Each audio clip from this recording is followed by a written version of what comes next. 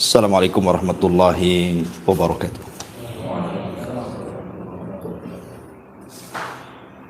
Alhamdulillah wassalatu wassalamu ala rasulillah wa ala alihi wa sahbihi wa mawalah wa la hawla wa la quwata illa billahi wa ba'du. Alhamdulillah, segala puja dan puji hanya milik Allah subhanahu wa ta'ala. Salawat serta salam kita hadiahkan kepada Rasul kita Nabi besar Muhammad sallallahu alaihi wasallam. Baik, kita lanjutkan kajian kita,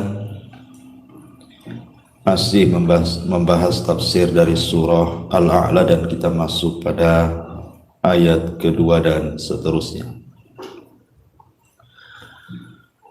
A'udzubillahi minasyaitonirrajim. Bismillahirrahmanirrahim. Sabbihisma rabbikal a'la alladzi khalaqa fasawwa walladzi qaddara fahada walladzi akhrajal mar'a faja'alahu ghutsa'an ahwa. Sucikanlah nama Tuhanmu yang maha tinggi, yang menciptakan lalu menyempurnakan ciptaannya,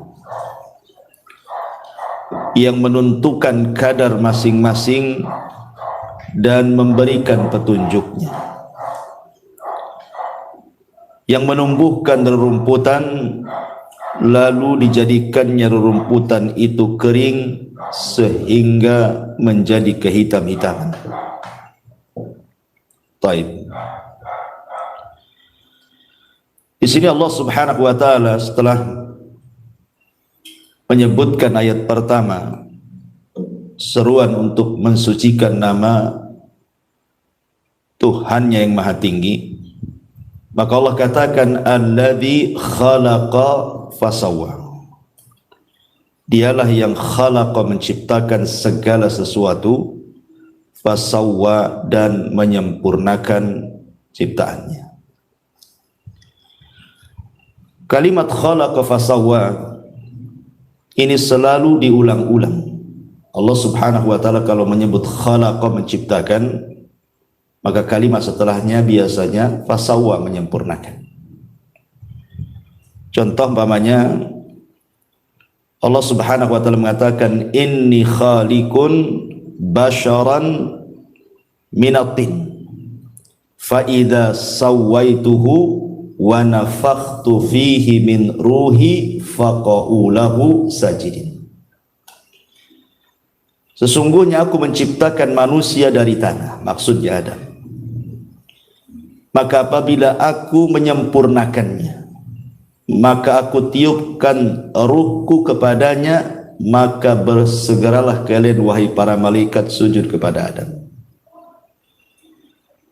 Di sini Allah katakan inni khaliq, saya menciptakan. Setelah itu Allah katakan sawaituhu, dan aku menyempurnakannya. Ataupun dalam surah Al-Kahfi ayat 37 Allah mengatakan akafarta billadzi khalaqaka min turabin thumma min nutfatin thumma sawwaka rajula. Apakah engkau akan kufur dengan zat yang telah menciptakan kamu dari tanah, kemudian dari setetes sperma, thumma sawwaka, kemudian Allah sempurnakan dirimu menjadi manusia. Di sini ada kalimat khalaqaka, setelahnya sawwaka. Sama juga di sini alladzi khalaqa fasawwa. Lalu apa makna khalaqa fasawwa? Qaddara fahada. Ini yang kita akan bahas sedikit di malam hari ini. Ma'asyiral muslimin yang dimuliakan Allah Subhanahu wa taala. Di dalam surah Al-Hasyr ayat 24 Allah Subhanahu wa taala berfirman, huwallahul khaliqu al-bari'u al-musawwiru lahul asmaul husna. Dialah Allah Al-Khaliq yang menciptakan. Al-Bari menyelesaikan ciptaannya, Al-Musawwir yang membentuk. Artinya 3 nama Allah Subhanahu wa taala ini proses pembuatan manusia dalam janin. Al-Khaliq, Al-Bari, Al-Musawwir. Ini 3 nama Allah menjelaskan tentang proses penciptaan manusia dalam janin.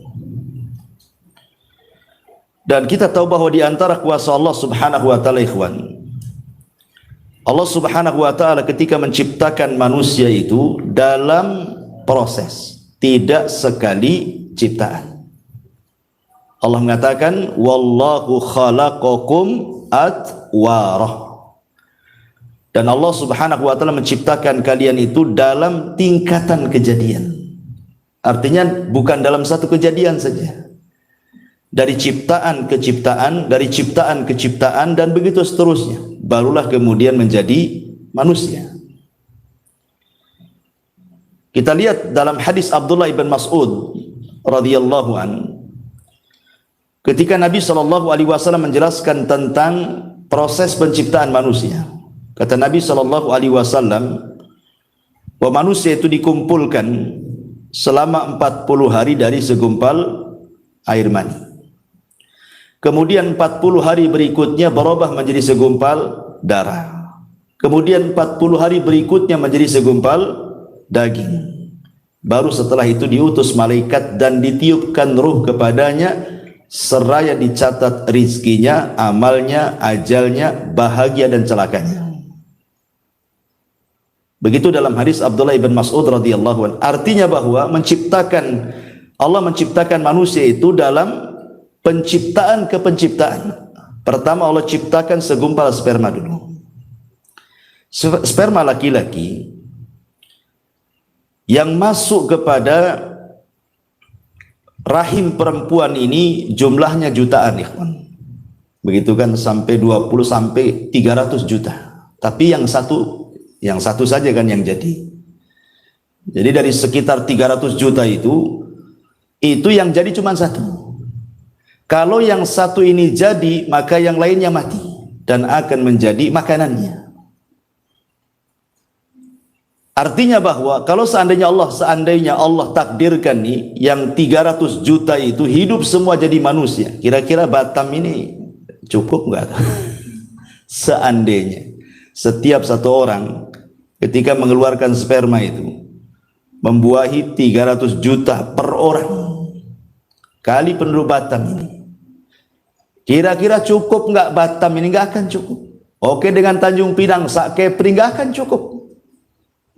Artinya bahwa ketika Allah Subhanahu wa taala kemudian mengeluarkan sampai 300 juta itu, yang jadi cuma satu yaitu antum.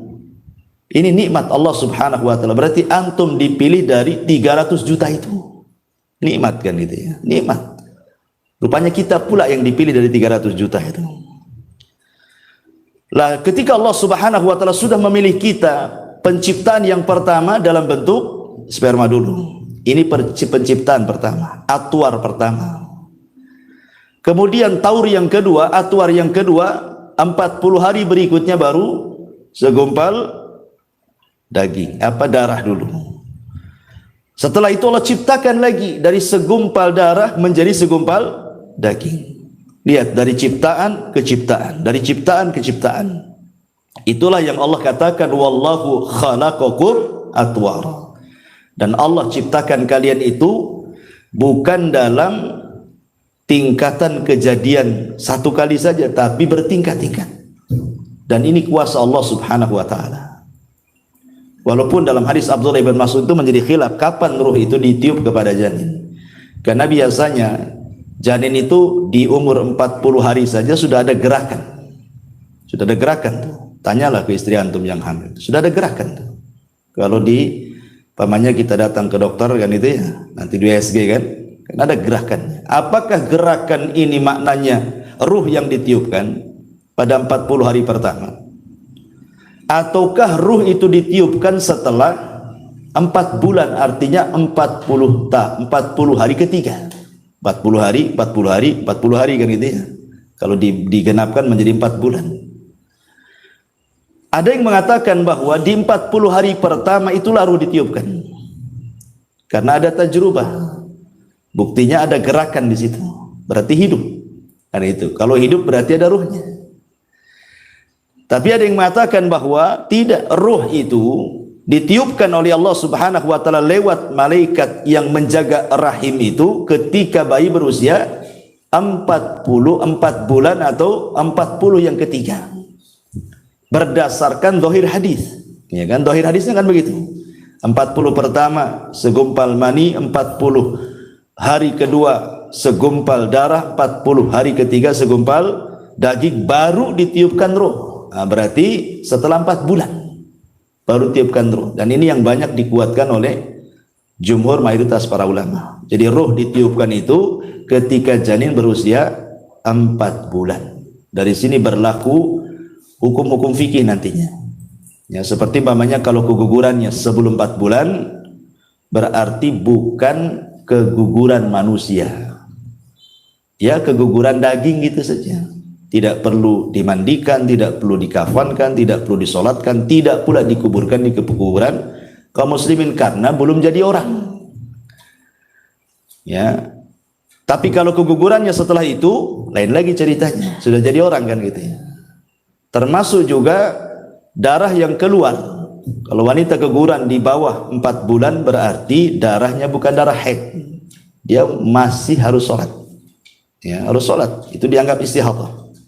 Tapi kalau kegugurannya setelah 4 bulan berarti kalau keluar darah itu dianggap nifas. Ya, berarti dilarang sholat. Nah, jadi harus dibedakan tuh. Terlahir hukum-hukum fikihnya. Itu kita tidak bahas. Ya. Intinya bahwa di sini Allah Subhanahu wa taala berfirman, wallahu khalaqakum atwara. Dialah Allah yang menciptakan kalian dalam tingkatan-tingkatan kejadian. Dari segumpal sperma menjadi segumpal darah, dari segumpal darah menjadi segumpal daging, barulah terbentuk manusia. Itulah musawwir namanya. Allah membentuk. Ada kepalanya, ada kakinya, ada tangannya. Baru setelah selesai dari penciptaan sempurnalah bentuk manusia. Itulah makna al-bari. Ya, bari itu kalau ada dalam bahasa Arab, kalau orang sakit kemudian sembuh, itu disebut bari'ah. Dia telah sembuh. Gitu ya. Artinya kalau dalam penciptaan berarti sudah selesai penciptaannya, sudah terbentuk manusia. Makanya 3 nama Allah ini, Al-Khaliqul Bari'ul Musawwir, ini kejadiannya semua di alam rahim. Baru kemudian setelah keluar ke alam dunia, inilah yang disebut dengan fasau taswiyah namanya. Allah katakan di sini, alladzi khalaqa fasawwah. Nah, baru kemudian terjadi taswiyah, penyempurnaan. Apa yang dimaksud taswiyah di sini, ikhwan? Ini kan arti secara bahasa saja, taswiyah gitu ya. Di sini diartikan lalu menyempurnakan ciptaannya. Lalu apa mana sawwa di sini atau taswiyah di sini? Untuk memudahkan sebuah definisi, saya akan buatkan contoh saja biar antum paham. Kalau antum punya mobil, antum bangun rumah, antum punya mobil, otomatis mobil itu harus ada garasinya. Kemudian antum buat garasi lebih kecil dibandingkan mobilnya. Kemudian mobilnya antum paksa ke garasi, hancur nggak rumah tuh? Hancur. Berarti garasi itu tidak taswiyah namanya, tidak seimbang dengan mobilnya. Harusnya kalau buat garasi kan harus lebih besar dibandingkan mobilnya. Mobilnya masuk, itulah baru taswiyah. Ya. Jadi para ulama mengatakan, jadi makna taswiyah itu ayyakuna syai' ala qadri hajatihi. Hendaklah sesuatu itu direncanakan sesuai dengan hajat kebutuhannya. Itu disebut taswiyah. Jadi kalau seandainya memasukkan, antum buat pintu rumah untuk antum masuk, enggak mungkin lah pintu itu lebih kecil dibandingkan orangnya kan, itu harus lebih besar. Ketika kemudian pintu itu sudah pas dengan badan kita, dilonggarkan sedikit, berarti pintu itu sudah taswiyah dalam bahasa Arab, sudah sawwa, sudah sempurna, orang bisa masuk keluar. Lah manusia ketika keluar dari janin itu, ikhwan, lihat bagaimana Allah Subhanahu wa taala menyempurnakan ciptaannya. Kita lihat bagaimana Allah Subhanahu wa taala samakan antara kedua tangan si bayi itu. Sama antara tangan kiri dengan tangan kanan. Panjangnya sama, jumlah jarinya sama. Tidak ada yang beda. Kemudian kakinya juga sama kan itu. Jumlah kakinya 2, panjangnya 2, jarinya juga sama, kukunya pun sama. Itu disebut taswiyah namanya, penyempurnaan. Begitu juga kedua matanya. Maksudnya kita bicara bayi sehat ya. Jangan pula bicara tentang bayi sakit ya. Bayi cacat itu kan keluar daripada keumuman bayi, karena umumnya bayi keluar sehat. Kedua matanya sama, kedua bahunya sama, tidak singsul sebelah gitu ya. Dan begitu seterusnya. Itu makna daripada sawwah namanya ya. Alladzi khalaqa fasawwah. Allah seimbangkan. Allah seimbangkan dengan hajatnya manusia tuh. Ma'asyiral muslimin yang dimuliakan Allah Azza wa Jalla. Baik kita rinci coba. Allah mengatakan dalam Al-Quran, wa fi anfusikum afala tubsirun. Dalam diri kalian itu ada tanda-tanda kuasa Allah dalam bentuk taswiyah Allah ketika menciptakan manusia. Allah buat sempurna, seimbang manusia itu untuk kemaslahatan kita semuanya. Kita lihat saja, mungkin Pak Jul ya orang kesehatan kan paham. Kalau kaki saja itu tidak sama panjangnya, berarti ada masalah tuh. Ya, maka harus dikeretek abal-abal apa namanya, supaya sama kan. Kalau tidak sama kan berarti badan ini ada masalah. Ya ada masalah. Kalau tidak sama panjangnya itu ada masalah dengan badan dia. Kenapa? Karena Allah menciptakan manusia itu taswiyah. Kalau ada panjang sedikit, masalah tuh dengan badan dia. Karena Allah tidak menciptakan seperti itu. Berarti orang ini harus dibenerin tuh. Lah ini kuasa siapa? Kuasa Allah. Allah Subhanahu wa taala menciptakan manusia itu dalam kondisi betul-betul sehat. Dialah yang membuat sakit. Tapi ketika Allah menciptakan manusia tidak seperti itu, semua sama. Dan itu kuasa Allah Subhanahu wa taala. Kemudian letak-letaknya juga luar biasa. Kenapa kemudian mata lebih tinggi dibandingkan hidung? Kemudian hidung lebih tinggi dibandingkan mulut, coba. Apa hikmahnya? Anda bisa bayangkan kalau mata lebih rendah dibandingkan mulut, mulut di atas, mata pula ganti mulut. Kira-kira bentuknya kayak apa? Ya. Karena dalam wajah itu kan ada 3 pengetahuan, ikhwan. Pertama, ilmu tentang warna dan bentuk. Ilmu tentang warna dan bentuk, dan itu hanya ada pada pandangan. Pandangan yang bisa melihat warna, pandangan yang bisa melihat bentuk, dan ketika memandang harus tinggi supaya kelihatan. Ya, kalau mata di bawah nggak nampak tuh, makanya diletakkan di ketinggian kan, karena fungsinya memandang warna-warna, memandang bentuk-bentuk tuh. Kemudian yang kedua ada namanya ilmu penciuman. Setelah pandangan tentu penciuman dulu, dan itu hanya bisa dilakukan oleh hidung, maka diletakkan hidung. Baru di bawahnya ilmu at-ta'mi. Ilmu at-ta'mi itu merasakan sesuatu, manisnya, pahitnya, dan begitu seterusnya. Makanya Allah letakkan betul-betul sesuai dengan letaknya. Mata di sini, hidung di sini, kemudian mulut di sini. Kemudian bentuknya coba kelopak mata ini, ikhwan. Ini kan tipis ya. Kelopak mata kita ini tipis. Tapi bibir kita ini tebal. Kita balik seandainya. Yang tipis di sini, yang tebal pula di sini. Kira-kira antum bisa berkedip?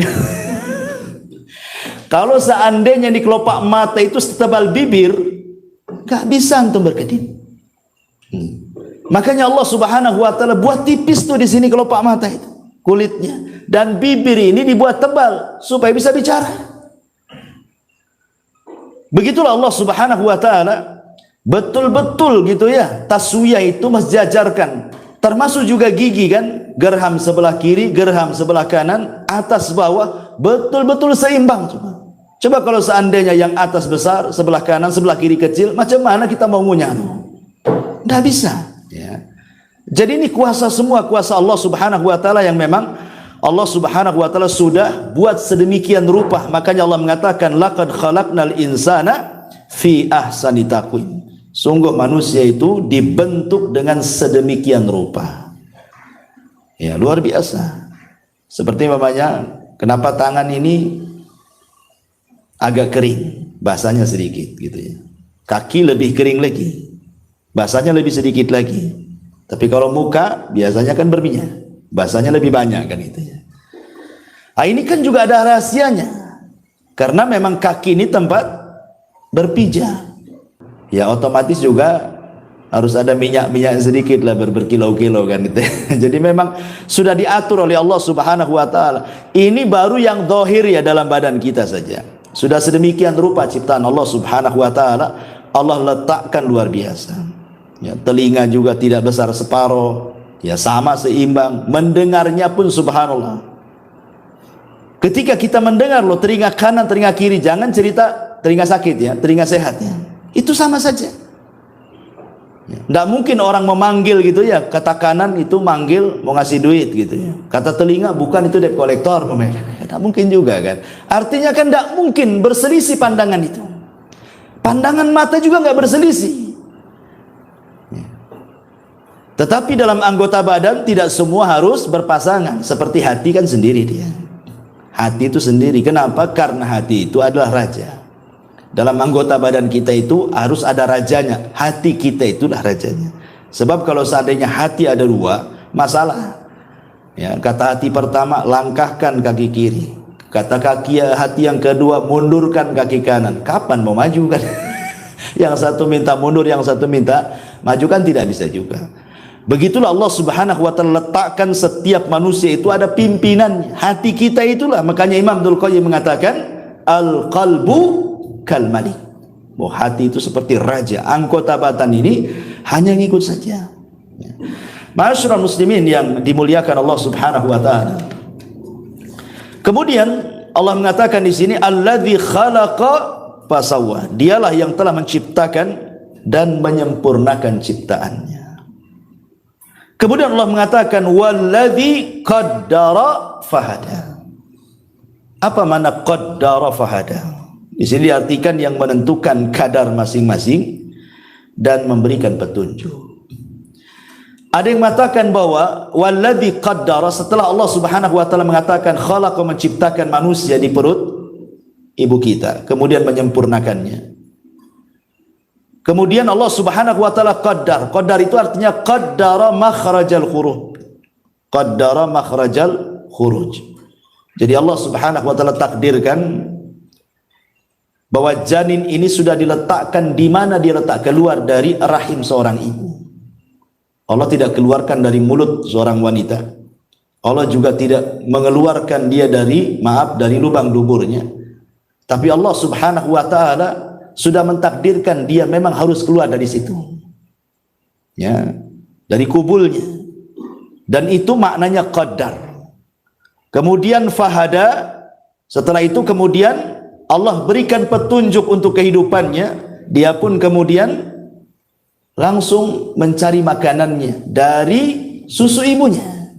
Itu namanya qaddar fahada dalam satu penafsiran. Ada juga yang mengatakan bahwa qaddar di sini artinya qaddara rizqahu. Jadi setiap manusia itu sudah ditakdirkan rizkinya. Kemudian fahada, Allah kasih petunjuk bagaimana cara mencarinya. Dan ini penting ikhwan. Manusia ketika mencari rizki itu ada yang ekstrim kanan, ada yang ekstrim kiri. Yang ekstrim kanan, mereka menghabiskan semua waktunya hanya untuk mencari dunia, cari rizki saja. Otaknya itu duit saja. Itu yang pertama, sehingga dia melupakan bahwa rizki itu sudah dicatat. Sehebat apapun Anda mencari rizki, tetap saja yang Anda dapatkan itu cuma seperti itu. Kan sudah ditentukan rezekinya. Nggak mungkin bertambah, ya nggak mungkin berkurang. Artinya bahwa kalau kita paham bahwa rezeki itu tidak mungkin bertambah, tidak mungkin berkurang, lah ngapain ngoyo-ngoyo gitu maksudnya. Pikiran kita ke uang terus gitu ya, malam siang seolah-olah tidak ada waktu kecuali duit saja. Padahal yang didapati pun sesuai dengan yang dicatat Allah saja. Ini ekstrim ini. Betul-betul dia hatinya hanya dunia saja. Dia tidak paham bahwa rizkinya sudah dicatat. Yang kedua pula ekstrim kiri ini, sama sekali dia bersandar kepada apa yang dicatat. Kan Allah sudah takdirkan rizki saya, duduk sajalah saya di rumah. Nah, ini ekstrim yang lain lagi. Dahulu ada dua orang bersaudara. Yang satu pula rajin kerja, yang satu pula malas kerja. Jadi yang rajin kerja ini mengatakan, "Qum, berdiri. Kalau engkau ingin makan, cari, berusaha, cari rezeki Allah Subhanahu wa taala." Kemudian kata saudaranya, "Tidak. Aku yakin rezekiku sudah dicatat walaupun aku duduk di rumah." Kemudian saudaranya mengatakan, "Dasar orang gila," katanya. Pergi dia cari rezeki. Saudara yang pergi ini di tengah jalan, rupanya ada kebun orang. Kemudian ada pohon, batangnya pula keluar jalan. Di situ ada buah mangga. Ya, jatuhlah buah mangga itu. Kemudian diambil dia. Halal apa haram? Ini kan sudah di luar kebun nih, udah ke jalan kan itu. Intinya diambil lah, jangan cerita halal dulu, haram dulu. Diambil. Kemudian ketika mau dimakan, teringat pula saudaranya. Dasar orang gila katanya. Ya. Akhirnya dia terpikir, balik lagi dia. Kemudian dilempar mangga itu, makan. Tapi setelah itu berdiri cari kau uang supaya kau bisa makan. Kata dia, tunggu dulu, saya makan dulu. Ini rezeki saya kan. Lihat, aku duduk saja dapat rezeki gitu. Coba, duduk saja dapat rezeki. Lihat bagaimana Allah mencatat orang duduk dapat rezeki kan. Bagaimanapun caranya, walaupun itu dongkol saudaranya, tapi itu rezeki dia sudah dicatat bahwa mangga itu milik dia. Walaupun caranya salah, tapi itu memang rezekinya sudah dicatat, dia makan mangga di situ. Artinya bahwa sehebat apapun manusia mengejar rezeki itu, maka rezeki akan segitu-gitu saja. Makanya dulu saya pernah ceritakan tentang kisah siapa? Ali bin Abi Thalib kan. Ketika ada seorang pengemis datang kepada Ali bin Abi Thalib, kemudian Ali menjanjikan akan diberikan beberapa dirham. Lupa pula Ali itu naruh uang di mana dia letakkan dirham-dirham itu. Akhirnya kelamaan jengkellah ini pengemis ini. Pergi, sebelum pergi mencuri pelana kudanya Ali. Pergi dia. Setelah pergi pencurinya, dapat pula dirham-dirham itu. Akhirnya keluar, rupanya sudah nggak ada itu yang mengemis itu. Tiba-tiba kemudian pembantunya Ali mengatakan bahwa lizamnya, pelana kudanya hilang dicuri orang. Ali mengatakan, ya sudah, kalau sudah dicuri orang mungkin dia rezekinya, ambillah uang dirham-dirham itu, kau belilah pelana yang baru ke pasar sana. Mudah-mudahan dapat harga 400. Dikasih uang 400 dirham. Ke pasar dia. Kemudian adalah orang yang jual pelana, ditawar-tawar dapat pula 400. Pulang dia. Ketika Ali radhiyallahu anhu melihat pelananya, dia hafal itu pelana dia. Kata Ali, ini kan pelana kita yang dicuri tadi. Berarti kau beli dari pencuri itu katanya. Bagaimana sifatnya orang itu? Maka pembantu mengatakan begini orangnya, begitu langsung bertakbir Ali, Allahu Akbar katanya. Lihat, kalau seandainya dia mau sabar menunggu aku mencari uang dirham-dirham ini, dia akan mendapatkan dengan cara halal. Tapi karena tidak bersabar, dia mendapatkannya dengan cara haram. Sama-sama 400. Ali janji mau ngasih 400. Tapi dengan cara halal kan? Memang Ali mau memberi dengan kerelaannya. Nah, sekarang dia dapat juga 400, tapi dengan cara hasil mencuri kan? Artinya rizki itu nggak akan kemana, tetap segitu-gitu juga gitu maksudnya. Anda mau cari dengan cara halal, Anda mau cari dengan cara haram, tetap segitu. Lalu buat apa berdusta untuk mencari rizki? Coba, buat apa kemudian orang menipu untuk mencari rizki? Toh juga ujung-ujungnya juga segitu, tidak lebih dari yang dicatat oleh Allah Subhanahu wa Ta'ala. Nah, dari sini maka artinya qaddara rizqahu fahadalahu tariqar rizki. Artinya qaddara di sini artinya Allah takdirkan rizkinya dan Allah Subhanahu wa Ta'ala berikan petunjuk bagaimana cara mencarinya. Bagaimana cara mencarinya? Rizki Allah itu banyak, ikhwan. Di mana-mana, hanya orang malas saja yang kemudian merasa sulit untuk mendapatkan rizki. Sampai begini, ikhwan. Ada satu kisah. Ada seorang bahasa namanya Al-Imam Al-Asma'i rahimahullahu ta'ala. Dia hidup di masa kerajaan Abbasiyah. Jadi Al-Asma'i ini suatu ketika dia safar. Karena Al-Asma'i itu kan memang suka safar, belajar dari mana-mana negeri. Begitulah zaman dulu kan rihlahnya para ulama kan seperti itu. Dari negeri ke negeri cari ulama belajar gitu. Jadi suatu ketika Al-Asma'i ini ketika berjalan di padang pasir, jumpa pula dengan Arab Badui. Arab Badui, orang bodoh. Tetapi masih fitrah hatinya.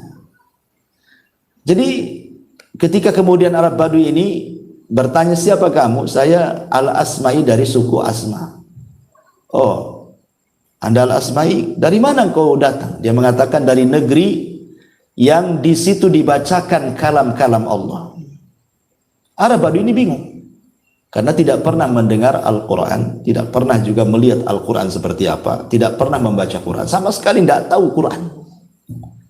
Sehingga dia tanya, apakah Allah Subhanahu wa Ta'ala punya kalam, ya, punya firman yang dibaca manusia? Kata Asma'i, ya, inilah Al-Quran, ini semua firman yang dibaca kita, ini firman Allah Subhanahu wa Ta'ala. Jadi Arab Badui ini takjub, kok ada firman-firman Allah yang dibaca manusia begitu ya. Jadi kata Arab Badui ini, kalau begitu bacakan untukku satu firman Allah biar aku senantiasa membacanya. Akhirnya Al-Asma'i membacakan surah Ad-Dhariyat, Ad-Dhariyati Dzarwa dan begitu seterusnya sampai kepada ayat wa fis sama'i rizqukum wa ma tu'adun. Dan di langit terdapat rizki kalian dan apa yang dijanjikan Allah kepadamu. Ketika kemudian si Arab Badui ini mendengar kalimat wa fis sama'i rizqukum, dan di langit ada rizki kalian dan apa yang dijanjikan Allah kepada kalian, kata Arab Badui, hasbuk, cukup. Tiba-tiba kemudian dia ambil pedangnya, kemudian unta yang ditungganginya langsung disembelih, kemudian dipotong-potong, dikuliti, kemudian dia minta kepada Asma'i, tolong bagi-bagikan daging dan tulang-tulang ini kepada fuqara wal masakin, bantu saya, katanya. Langsung kemudian dibagi-bagikan kepada orang yang lalang itu. Akhirnya habis. Setelah habis daging untanya, dia patahkan pedangnya, kemudian dikubur. Kemudian sambil berjalan dia membaca wa fis sama'i rizqukum wa ma tu'adun, wa fis sama'i rizqukum wa ma tu'adun, sampai pergi. Dia baca terus ayat ini. Al-Asma'i ketika melihat hal ini takjub dia. Dia mengatakan, demi Allah, aku sudah 30 tahun lebih sering lewat dengan ayat ini wa fis sama'i rizqukum wa ma tu'adun, tetapi tidak punya pengaruh seperti pengaruhnya Arab Badui ini, katanya. Dia baru baca satu kali Al-Quran, tidak pernah kenal Al-Quran. Itulah Al-Quran yang pernah dibaca. Tapi dia begitu yakin bahwa di langit itu ada rizki baginya dan apa yang dijanjikan Allah kepadanya. Sampai dia sembelih itu, dia bagi-bagikan. Karena dia tidak takut bahwa rizkinya Allah tanggung. Itu maksudnya. Akhirnya beberapa tahun kemudian Al-Asma'i ini diajak haji oleh Khalifah Harun Ar-Rasyid rahimahullahu ta'ala. Setelah 2 tahun 3 tahunan begitu, berangkat dari negerinya menuju Mekah. Ketika di Mekah, dia mendengar ada orang membaca wa fis sama'i rizqukum wa ma tu'adun. Dia kenal dengan suara itu kan itu. Lah, kok ada di sini dia, katanya. Orang Badui ini kok ada di sini? Pas didekati, betul orang itu adalah orang yang diajarkan Lafaz wa fis sama'i rizqukum wa ma tu'adun, dan di langit itu ada rizki kalian dan apa yang Allah janjikan kepada kalian. Dipanggil Arab Badui ini. Kemudian Arab Badui ini senang karena berjumpa dengan Al-Asma'i dan dia mengatakan, ya Asma'i, laqad wajadna ma wa'adana rabbuna. Ya Asma'i, yang dijanjikan Arab kami semua sudah aku rasakan. Semua yang dijanjikan Allah, wa fis sama'i rizqukum, itu betul-betul terjadi katanya. Kemudian dia mengatakan, ya Asma'i, kalau bisa berikan satu ayat lagi untukku katanya, biar aku kuamalkan. Akhirnya Al-Asma'i melanjutkan ayatnya, ayat daripada wa fis sama'i rizqukum wa ma tu'adun. Apa bunyinya? Fa wa rabbis sama'i wal ardi innahu lahaqqun mithla ma annakum tantiqun. Maka demi Tuhan langit dan bumi, sungguh apa yang dijanjikan itu pasti terjadi seperti yang kalian ucapkan. Tiba-tiba kemudian Arab Badui ini kaget, ya, dan mengatakan, ya Asma'i, siapa yang membuat Allah murka sehingga dia harus bersumpah katanya? Aku yakin nggak perlu bersumpah dia. Kan lafadznya gini, seolah-olah Allah itu tidak yakin dengan yang diucapkan. Itu pemahaman Arab Badui.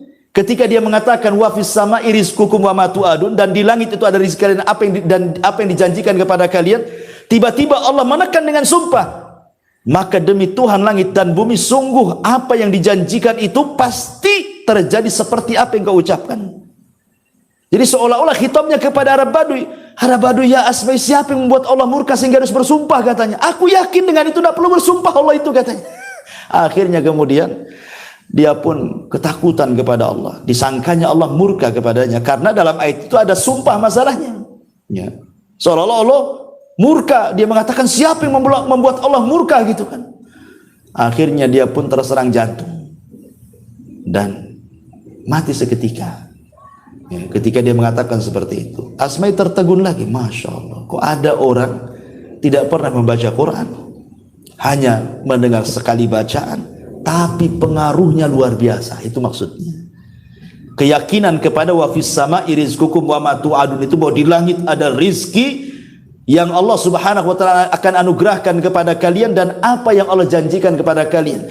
Coba kalau kita pahami ayat ini, teman, tidak mungkin orang itu kemudian stres dengan rizki. Nggak mungkin stres dengan rizki. Kenapa? Karena qaddara fahada, Allah sudah takdirkan kok rizki. Dan maknanya di langit itu ada rizki kalian karena memang Allah subhanahu wa ta'ala ada di ketinggian di langit. Dia lah ngasih rizki kepada kita. Dan rizki Allah subhanahu wa ta'ala itu dulu pernah saya jelaskan ada dua kan. Ada yang disebut dengan rizkun nazil, ada yang disebut dengan rizkun sa'id namanya, ya. Ada rizki yang disebut nazil, rizki yang Allah turunkan kepada kita. Ada yang sifatnya sa'id, rizki Allah itu kita naikkan ke atas langit. Jadi ada yang turun dari langit, ada yang kita naikkan ke langit. Adapun rizki yang turun, ya apa yang kita makan, apa yang kita minum, apa yang kita tempati, itu semua rizki yang Allah berikan dari langit. Adapun rizki yang kita naikkan ke langit, itulah amal-amal soleh kita. Kalau kita bangun masjid, nanti dibangun satu istana di sorga. Kalau kita membaca subhanallah bihamdihi, Allah satu tanam pokok kurma di sorga. Itulah amal soleh kita. Jadi rizki yang naik itu adalah rizki yang disimpan oleh kita, yang kelak kita rasakan kalau kita masuk sorga. Itu maksudnya. Atau lebih senangnya lagi mungkin bahasanya, rizki yang naik itu ada dalam masjid, rizki yang turun dari langit itu ada di luar masjid. Dahulu di zaman Rasul, ketika Nabi SAW melaksanakan sholat Jumat pertama dan jumlahnya 40 orang, dari sini mazhab Syafi'i mengatakan bahwa sholat Jumat itu harus 40 orang minimalnya, karena pertama kali sholat Jumat itu jumlahnya 40. Di tengah-tengah Nabi SAW sedang khutbah Jumat, datang kafilah dagang, ya, dari Syam. Lah orang-orang ini yang sedang sholat, yang sedang mendengarkan khutbah bubar, separohnya bubar, 20 orang keluar kemudian mengambil kafilah dagang karena takut dia tidak bisa beli, kehabisan dagangannya kan itu. Keluar dia 20 itu dari masjid. Ya. Dari sini juga kemudian ada mazhab yang mengatakan bahwa minimalnya sholat Jumat itu 20 karena yang 20-nya keluar mengejar jualan tadi karena ada kafilah dagang dari Syam. Dari sinilah Allah Subhanahu wa taala turunkan ayat kan. Turunkan ayat surah Al-Jum'ah. Wa idza ra'au tijaratan aw lahwan infaddu ilaiha wa tarakuka qa'ima. Qul ma indallahi khairun minal lahwi wa minat tijarah wallahu khairu razikin. Dan apabila mereka melihat perdagangan atau permainan, mereka pun berpaling darinya. Dan mereka meninggalkan engkau wahai Muhammad dalam kondisi engkau berkhutbah berdiri. Ya. Katakan ya Muhammad kepada mereka bahwa yang di sisi Allah itu jauh lebih baik dibandingkan permainan perniagaan itu. Karena Allah sebaik-baik pemberi rizki. Lihat bagaimana Allah Subhanahu wa taala menegur di sini. Yang lari mengejar rizki di luar masjid, ya, tidak lebih baik dibandingkan orang yang tetap ikut sholat Jumat bersama Nabi, gitu maksudnya. Dari sini menunjukkan bahwa rizki yang naik jauh lebih baik dibandingkan rizki yang turun. Walaupun kenyataannya kalau saya tanya dengan jujur, antum milih rizki yang naik apa rizki yang turun? Hah? Nggak mungkin antum bilang rizki yang naik. Buktinya sudah sedekah bakhil. Pasti antum milih rizki yang turun kan? Karena itu yang nampak, mobilnya nampak, rumahnya nampak, uangnya nampak gitu ya. Maunya kita yang nampak-nampak saja. Adapun di sana di sorga itu kan macam cerita, ya, nggak yakin. Ya. Sehingga karena nggak yakin itu, walaupun antum nganggur ada masjid kerja bakti, tidak mau datang juga antum ke situ. Katanya rizki yang naik lebih antum utamakan dibandingkan rizki yang turun. Tapi kenyataan di lapangan tidak seperti itu. Itulah karena apa? Manusia sudah dikuasai dengan dunia. Dan yang lebih hebat lagi dari kuasa Allah, qaddara fahada. Allah Subhanahu wa taala sudah mentakdirkan rizki dan memberikan petunjuk untuk mencari rizkinya. Ingat bahwa semua yang ada di langit, semua yang ada di bumi, kiri, kanan, atas, bawah, itu rizki bagi manusia secara umum. Kenapa Allah menciptakan langit? Untuk siapa? Untuk kita. Kenapa Allah ciptakan bumi? Untuk siapa? Untuk kita. Makanya Allah Subhanahu wa taala mengatakan, alladzi ja'ala lakumul arda firasya. Dialah yang telah menjadikan bumi terhampar untuk siapa? Untuk kalian. Itu rizki. Bumi terhampar, kita bisa berjalan di bumi, itu rizki itu. Kemudian was-sama'i binaan, was-sama'a binaan, dan Allah jadikan langit sebagai bangunan, atap bagi kita, naungan bagi kita, itu rizki juga. Kemudian wa anzala minas sama'i ma'an, Allah turunkan dari langit air, air rizki juga, kan gitu ya. Fa akhraja bihi minas thamarati, dan Allah keluarkan dari bumi itu buah-buahan, rizqan lakum, itu semua rizki bagi kalian. Jadi Allah Subhanahu wa taala menciptakan makhluk ini semuanya rizki bagi kita sebenarnya. Kalau seandainya ayam bisa bicara, pasti ayam akan ngomong, aku ini diciptakan untuk kau makan. Kalau seandainya kambing, sapi itu bisa bicara, maka mereka akan mengatakan seperti itu. Aku diciptakan itu untuk kalian makan sebenarnya. Kalau seandainya jeruk, durian, apalah namanya, buah-buahan, rambutannya, kesemaknya, salaknya bisa bicara, pasti mereka akan mengatakan, aku ditumbuhkan Allah untuk kalian makan. Tapi kan mereka tidak bicara. Tapi itu kenyataannya kan seperti itu. Artinya bahwa manusia itu betul-betul dimuliakan oleh Allah Subhanahu wa taala, sampai seisi langit dan bumi itu sebenarnya untuk manusia. Saking mulianya manusia. Luar biasa itu ya. Taib asyiral muslimin yang dimuliakan kembali. Kemudian penafsiran yang berikutnya, qaddara fahada.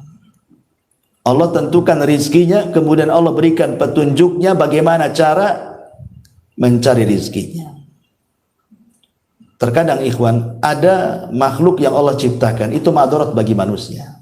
Contoh, Allah menciptakan tikus, itu madarat bagi manusia. Tapi setelah itu Allah ciptakan kucing, maka tikus menjadi ketakutan dengan kucing kan gitu. Jadi saling takut-takutan tuh. Manusia takut sama tikus, tikus pula takut sama kucing. Ya. Artinya bahwa rizki kita diambil tikus. Tikus sendiri rizkinya kucing. Itulah qaddara fahada ya. Kadang-kadang Allah ciptakan ini untuk menjadi rizki ini pula menjadi rizki orang lain. Itu juga makna qaddara fahada. Bahkan yang luar biasa, kita lihat bahwa ada ulatnya. Ulat itu makan dedaunan, tapi kemudian menghasilkan sutra. Ada juga tawon umpamanya, dia makan sembarang dari dedaunan bunga-bunga, tiba-tiba menghasilkan madu. Yang anehnya adalah bahwa tidak ada satu binatang yang bisa menggantikan posisi binatang yang lain. Semut disuruh mengeluarkan sutra tidak bisa, karena itu bukan pekerjaannya. Ya. Antum cari lalat, dikasih gula pun tidak akan keluar madu. Kan gitu ya. Artinya Allah sudah tentukan kadar rizkinya itu. Ya. Bahwa sebuah kaum ditentukan rizkinya dan tidak bisa dipindahkan ke kaum yang lainnya. Tidak bisa. Makanan juga begitu. Ada hewan tuh besar, seperti mamanya kambing, sapi, dikasih makan daging dia tak mau, karena itu bukan rizki dia. Yang maunya dia makan rumput saja. Harimau pula antum kasih rumput, yang nggak mau dia, karena itu bukan rizkinya, dia maunya daging kan gitu ya. Jadi semua kadar-kadar rizki itu sudah ditentukan oleh Allah. Ini siapa yang menciptakan makhluk dengan beragam rizki itu kalau bukan Allah? Di sela Allah mengatakan alladzi qaddara fahada. Ya. Ma'asyiral muslimin yang dimuliakan Allah Subhanahu wa taala. Ada juga ikhwatu fiddin muliakan Allah Azza wa Jalla. Ada beberapa penyakit yang terkadang Allah takdirkan kepada seorang hamba. Ternyata di balik penyakit itu Allah takdirkan mampu mengobati penyakit yang lainnya. Allah turunkan penyakit, tapi justru penyakit ini dalam rangka untuk membunuh penyakit yang jauh lebih besar sebenarnya. Nah, contohnya apa nih Pak Jul? Contohnya bersin. Itu kan penyakit juga bersin itu. Tapi katanya bisa membersihkan lubang hidung dan kuman-kuman katanya, yang lebih bahaya dibandingkan bersin itu sendiri. Bahkan sebagian batuk katanya, menurut ahli kesehatan itu, sebagian batuk, tidak semua ya, bukan batuk penyakit, sebagian batuk itu kan influenza kan penyakit, tapi rupanya itu pula kemudian untuk membunuh bakteri-bakteri yang ada di paru-paru juga, yang lebih ganas kalau seandainya terjadi ya. Atau mungkin debu lah, kan kita lihat ada debu itu ya. Antum tidak tahu dalam penelitian debu itu dia membunuh kuman-kuman di udara, yang kalau seandainya kuman itu terkena manusia, itu menjadi penyakit yang sangat ganas sekali, dibunuh oleh debu itu. Jadi begitulah Allah Subhanahu wa taala mengatur takdir-takdir manusia itu, kadar-kadar manusia itu, sampai Allah ciptakan penyakit, bukan dilihat penyakitnya, justru dengan datang penyakit ini justru mengobati penyakit yang lebih besar gitu ya. Ya, karena sudah ditakdirkan dia seperti itu. Qaddara fahada. Ya. Ma'asyiral muslimin yang dimuliakan Allah Subhanahu wa taala. Kemudian di sini Allah Subhanahu wa taala mengatakan, "Walladzi qaddara fahada walladzi akhrajal mar'a." Dan yang menumbuhkan rerumputan, faja'alahu gutsaan ahwa, lalu dijadikannya rerumputan itu kering kemudian menghitam. Al-mar'a itu artinya rumput yang sudah siap jadi, siap makan. Karena Quran itu membahasakan dengan 3 bahasa, harthun, zar'un, mar'ah gitu ya. Harthun menanam, zar'un kemudian mulai menani, kemudian mar'ah itu sudah tumbuh. Itu bahasa Arabnya seperti itu. Harthun, zar'un, mar'ah. Lah mar'ah ini rerumputan, dedaunan dan yang semacamnya, ada yang memang hasil olah manusia. Seperti manusia tanam padi, tanam sayur gitu ya, bayam, kangkung dan yang semacamnya. Ada yang memang Allah Subhanahu wa taala tumbuhkan tanpa harus tenaga manusia. Dan dua-duanya bisa dimakan.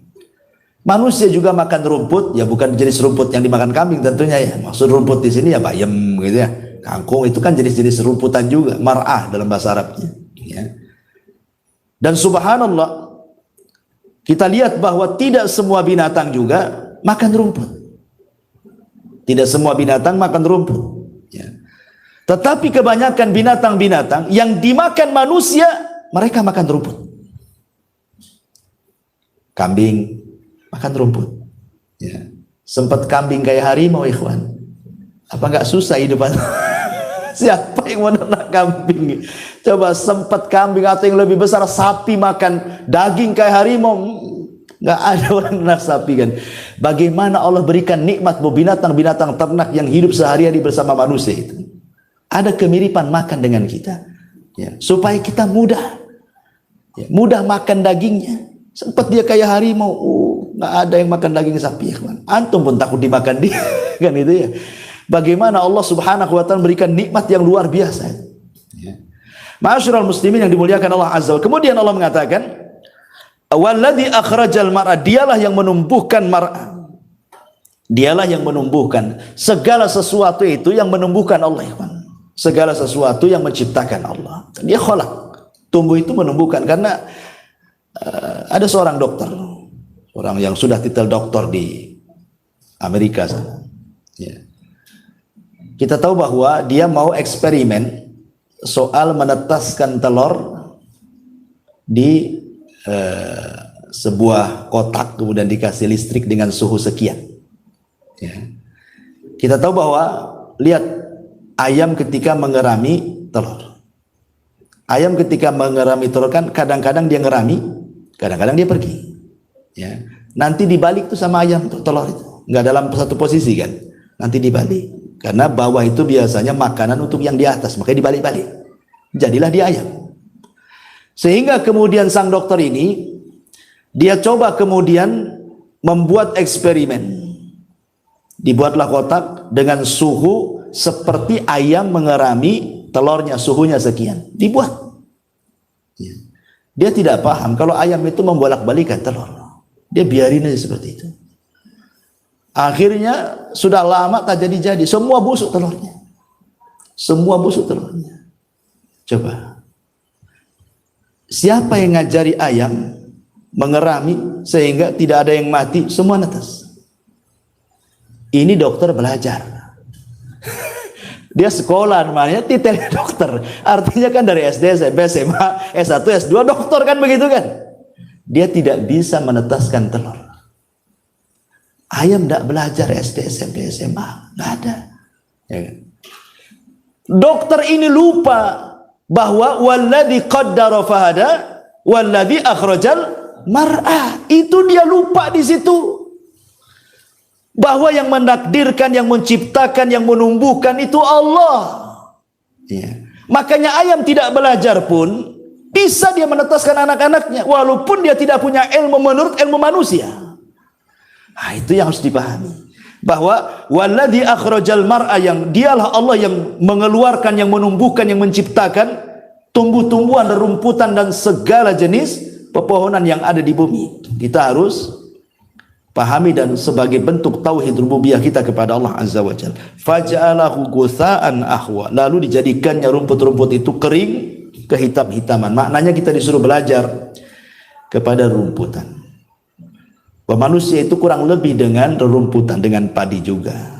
Awalnya lemah dan diakhiri dengan kelemahan, gitu maksudnya ya. Lihat, padi itu lemah ketika kecil, diinjak mati. Tapi kalau sudah besar, sudah berbuah kan gitu kan. Walaupun diinjak agak mereng begitu, tetap saja dia tumbuh ke sana. Cuman nggak tegak saja kan itu, agak kuat ya. Tapi nanti kalau sudah panen, mulai menguning, kemudian menghitam, sudah rapuh, diterpa angin, terbang semuanya. Begitulah manusia, diciptakan dalam posisi lemah, diakhiri dengan lemah. Tapi lemah pertama dicintai, lemah kedua dibenci. Kan itu ya. Kalau masih bayi lemah, orang diciumnya, digendongnya gitu ya, dinyanyiinnya. Coba kalau sudah tua lemahnya, yang ada didoakan kapan matinya kan. Itu sama-sama lemah tapi beda pelakuannya tuh. Ya. Intinya di sini bahwa di sini ada pelajaran faja'alahu gutsa'an ahwa, bahwa kehidupan rerumputan juga dijadikan pelajaran bahwa semua makhluk itu ada batas umurnya. Semua makhluk ada batas umurnya, apalagi manusia. Nabi SAW mengatakan a'maru ummati baina sittina wa sab'in, bahwa umur usia umatku itu antara 60 sampai 70 tahun saja, sedikit yang melewati itu. Wallahu a'lam bishawab. Ini saja yang bisa sampaikan karena ada tamu juga ini. Ada bincang, antum jangan pulang dulu. Tapi subhanaka wa bihamdika asyhadu an la ilaha illa anta astaghfiruka wa atubu ilaik. Allah taala. Assalamualaikum warahmatullahi wabarakatuh.